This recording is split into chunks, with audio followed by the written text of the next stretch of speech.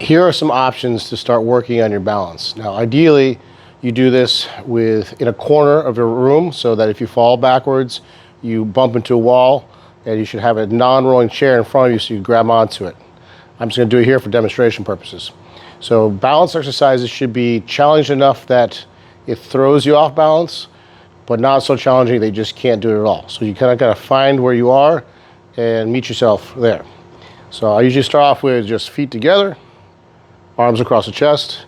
Arms across the chest because if you arms right here, you do this arm strategy, which doesn't really help with the leg balance. I want your ankles, knees, and hips to do work, not so much the arms. So you can put your hands in the pockets or across the chest.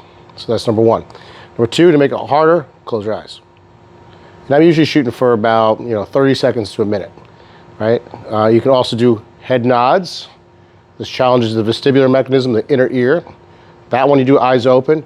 You do head turns, like you're saying no. Right? Those are all options on a non-compliant surface, a firm surface.